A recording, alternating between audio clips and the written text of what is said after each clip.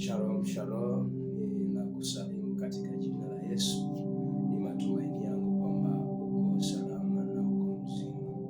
Ninamshukuru Mungu ambaye ametupa neema ya kuendelea kuishi mpaka sasa.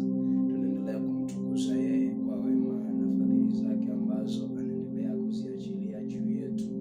Wakati mwingine tusingekuwa hai mpaka sasa, lakini kwa upendo wa Mungu tuko wazima. Siku ya leo nimekuja kutafakarishe au nikushirikishe, pia nikufundishe juu ya habari za ufalme wa Mungu, nikufundishe kwa habari ya Mungu halisi ambaye tunamtumikia. Mtu wa Mungu, nimekuja kwako na wewe unayenisikiliza, unayenitazama, ninatamani nikutie moyo pia kupitia klipu hii. Mungu akusaidie pia kuelewa, kwa sababu kuna wakati ambao usipomwelewa Mungu anasema nini juu ya maisha yako, huwezi kujua namna gani unaweza kwenda katika hatua zinazompendeza yeye. Mungu anapolileta neno mbele yako au kwenye masikio yako, anakusudia hatua mpya kwenye maisha yako.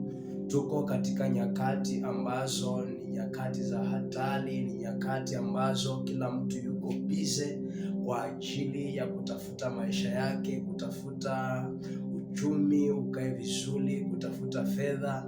Lakini pia tupo katika kipindi ambacho ni cha uamsho katika hali ya watu kumjua Mungu. Ninatamani na wewe miongoni mwao, kati ya wale watakaomjua Mungu katika huu mwaka, na wewe uwe miongoni mwao. Nataka nikwambie kwamba kuna faida kubwa kumjua Mungu ambaye ni Mungu wa matokeo kwenye maisha yako. Kuna faida kubwa kumjua Mungu ambaye alimtuma mwana wake wa pekee ili aje afye msalabani kwa ajili yako. Kuna faida kubwa kwa sababu ipo neema ambayo inamfaa mtu kutokana na kumjua Mungu. Ukimjua Mungu unapata neema na kibali mbele za Mungu. Unapata neema na kibali cha kwenda mahali ambapo wengine hawajawahi enda, cha kufanikiwa kiasi ambacho wengine hawajawahi kufanikiwa. Kumjua Mungu kuna kutofautisha na watu wengine. Yamkini wapo watu ambao wameshindwa kufika kwenye level fulani za maisha, lakini wewe unapomjua Mungu unajiweka kwenye nafasi ya kufika level ambazo wengine hawajawahi kufika. Yamkini kuna watu ambao wanamjua Mungu lakini hawamjui vile ambavyo Mungu alikusudia wamjue. Ndio maana unaweza ukaona wapo mahali pamoja hawapigi hatua yoyote. Ni kweli ni waimbaji, ni kweli ni walimu wa neno la Mungu, ni wahubiri wazuri, lakini kwa nini hawapigi hatua? Kuna siri katika kumjua Mungu aliye halisi, ambaye amebeba hatima ya kila mmoja. Sikiliza nikwambie, watu ambao wanamjua Mungu hawategemei vitu ambavyo ni viashiria vya imani, isipokuwa wanamtegemea Mungu. Kumtegemea Mungu kunaleta fursa nzuri ya kupiganiwa na Bwana. Hebu fikiria kwa habari ya Musa wakati anapewa taarifa ya kwenda kuwaondoa wana wa Israeli kwenye mikono ya Farao. Kitabu kile cha Kutoka sura ya 3 kuanzia ule mstari wa kwanza, wakati Musa yupo mlima Sinai, wakati anachunga ile mifugo ya Yesu, wakati anachunga, malaika akamtokea kwenye kijinga cha moto kilichowaka moto bila kuteketea. Sauti ya Mungu ikamwita kutoka kwenye kile kijinga cha moto. Biblia inasema Musa alipotazama hivi akasema, nitageuka niyaone maono haya makubwa. Ni kweli Mungu ameweka maono ndani yako, lakini bado haujageuka.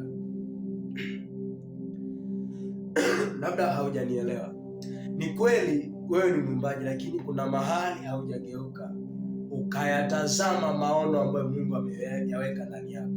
Ni kweli una ndoto kubwa sana kwenye maisha yako, lakini kuna namna haujageuka. Kugeuka linamaanisha nini? Maana yake haujaacha dhambi, haujaacha matendo mabaya, haujaacha vitu ambavyo mchukizo kwa Mungu. Haujageuka ukamjua Mungu aliye halisi. bado umetegemea waganga, bado umewategemea wanadamu. Biblia inasema amtegemeaye mwanadamu amelaaniwa. Kwa nini ulaaniwa wakati yupo Mungu ambaye anaachilia baraka kwa wote wanaomwamini? Biblia inasema waliomwamini na kumpokea aliwapa uwezo wa kufanyika watoto wa Mungu. Kwa nini ufanyike mtoto wa shetani wakati yupo Mungu ambaye ukimwamini unafanyika kuwa mtoto wake, anakupigania usiku na mchana? Biblia inasema wakati Musa anageuka, ndipo Mungu alipoanza kuzungumza naye, akamwambia vua viatu hivyo, kwa sababu mahali unapopakanyaga ni mahali patakatifu. Ili Mungu azungumze na wewe, anahitaji ugeuke kwanza, anahitaji turn back, umwangalie yeye kwanza. Musa alianza kupokea maelekezo namna ya kumwendea Farao baada ya kugeuka. Tafsiri yake, hauwezi kumsikia Mungu akizungumza na wewe usipogeuka na kuchukua njia ambayo itakufikisha kwenye hatima yako. Musa alikuwa na uchungu na taifa la Israeli. Kwa nini wanapitia yale mateso? Kwa nini wanapitia ile hali ya utumwa? Akawa na uchungu ndani. Ili uweze kuona Mungu anakutumia wewe, lazima uwe na mzigo halisi wa ndani juu ya kile ambacho Mungu amekiweka ndani yako.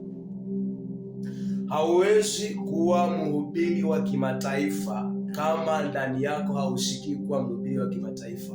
Hauwezi kuwa mfanyabiashara wa kimataifa kama ndani yako hausikii kuwa mfanyabiashara wa kimataifa.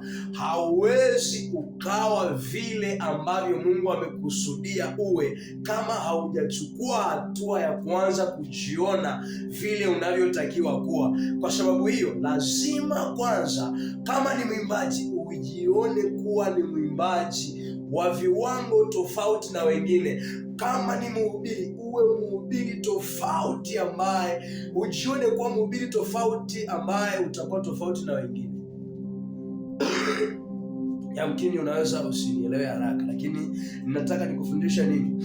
Maisha yetu bila kumjua Mungu, bila kumwamini Mungu, katika kizazi hiki cha leo, bila kutii sheria za Mungu, bila kuenenda katika njia iliyo sahihi, hatutafika. Hata kama tutafika mbinguni, tutafika tumechoka, kwa sababu kuna wakati tumeacha mapenzi ya Mungu tukayatenda yaliyo machukizo ya Mungu. Ukisoma kitabu cha Warumi sura ile ya 12, Biblia inasema msidanganyike, Mungu hadhihakiwi, lakini apandacho mtu ndicho atakachokivuna. Lakini pia anasema msifuatishe namna ya dunia hii, bali mgeuzwe na kufanywa upya nia zenu. Wewe umegeuka mara ngapi ukaziacha nia zako mbaya, ukaacha matendo yako mabaya? Umegeuka mara ngapi? Hebu wakati mwingine chukua hatua au maamuzi magumu kugeuka na kumfuata huyu Yesu. Ni kweli kwenye wokovu ni gharama, kuishi ndani ya wokovu ni gharama, lakini Biblia inasema wakati Yesu amekaa na wanafunzi wake akawaambia,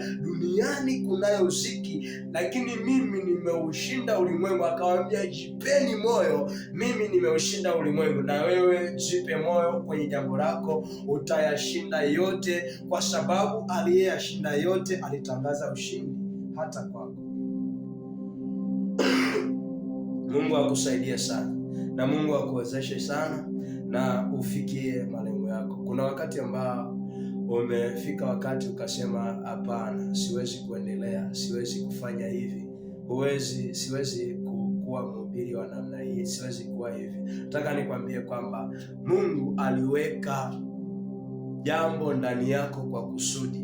Haijalishi ni mazingira, haijalishi ni watu waliokuzunguka, haijalishi ni hali ya kiuchumi, lakini nataka nikwambie, mazingira ulio nayo ndiyo fursa ya wewe kufikia maono yako. Haijalishi ni mazingira aina gani, lakini hali yoyote ulio nayo ndiyo fursa ya kufanya wewe ufikie malengo yako. Wakati mwingine watu wanakukataa, wakati mwingine watu wanasema wewe haufai, lakini hiyo ndiyo fursa ya kwako ambayo Mungu ameiachilia kwako. Kupitia kukataliwa ndipo unapoweza kuona matumaini ya kule unakokwenda. Kupitia mazingira magumu ulionayo, ndipo hapo unapomwona Mungu anajifunua kwako. Wakati mwingine hatuhitaji kuwategemea watu tunaowaona, ila kwa sababu hiyo tunahitaji kumtegemea Mungu peke yake. Mtu wa Mungu, ninakufundisha haya upate kujua Mungu ambaye tunamtumikia